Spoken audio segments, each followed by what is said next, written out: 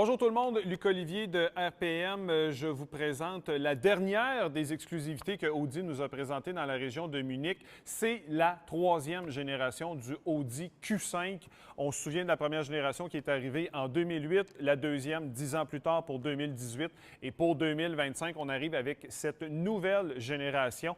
Et on va s'entendre. Comme c'est l'habitude du côté du constructeur Audi, c'est assez évolutif. On le reconnaît. Ça me fait un peu penser à l'approche que Mercedes-Benz a eue avec la dernière génération du GLC. Et il faut se le dire, c'est assez à l'opposé de ce que BMW a fait avec le X3, qui lui est complètement différent. Donc, on voit des différentes écoles au niveau de la pensée des constructeurs allemands.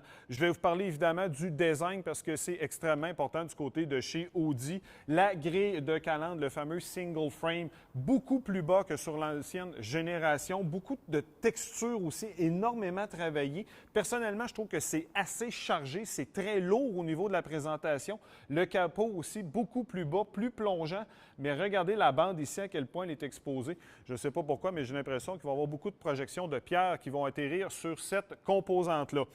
Chez Audi, maintenant, on se fait un plaisir de faire des spectacles avec les éléments éclairants, que ce soit au niveau des phares à l'avant ou des feux à l'arrière. Et c'est toujours le cas avec cette nouvelle génération-là du Q5.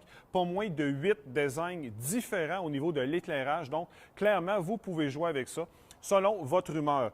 Sur le côté, les jantes, ça va aller de 17 à 21 pouces, évidemment, du côté du SQ5, qui est la version la plus dynamique. Et écoutez bien ça, il y a une vingtaine de designs différents qui existent au niveau des jantes. Je ne sais pas combien vont se rendre au Canada, mais quand même, pour le moment, Audi prévoit en offrir une vingtaine. Ligne latérale, on a l'impression que le véhicule est plus bas, mais Audi nous confirme que les mesures sont à peu près identiques à celles de l'ancienne génération. Parce qu'il faut le savoir, c'est une plateforme qui est pratiquement reconduite de l'ancienne génération. C'est une évolution, on n'a pas refait au complet. Mais là, je vais attirer votre attention au niveau du feu unique à l'arrière avec une surface positive et une surface négative qui a vraiment un effet tridimensionnel que je trouve magnifique.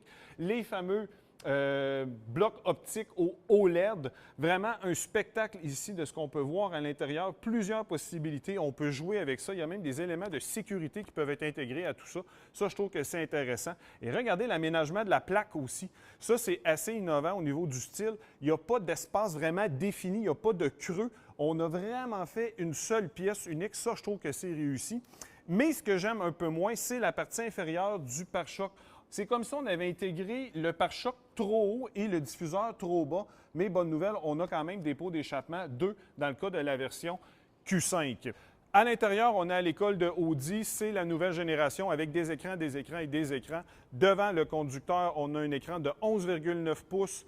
Ensuite, avec le système MMI, on est à 14,3 pouces et le passager a aussi un écran à 10,9 pouces. C'est une cabine qui est beaucoup plus enveloppante, beaucoup d'éléments éclairants aussi, de l'éclairage d'ambiance, une lumière dynamique aussi à la base du pare-brise qui vient vraiment égayer le tout.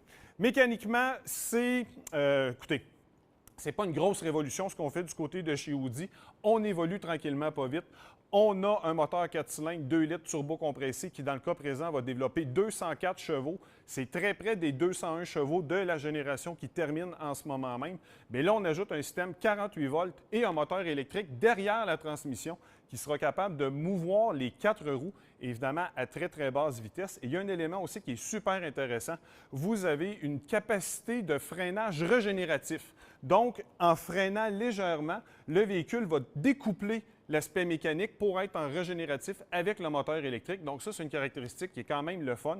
Et ce petit moteur électrique-là va donner jusqu'à 24 chevaux de plus selon les circonstances. Il y a aussi la version SQ5 qui s'en vient, elle est juste ici.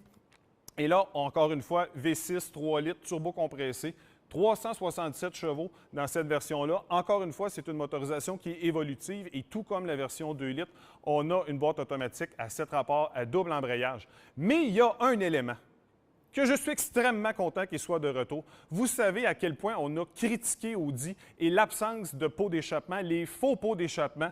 Eh bien, regardez ce qui revient pour 2025. 4 beaux pots d'échappement ovales en vrai métal.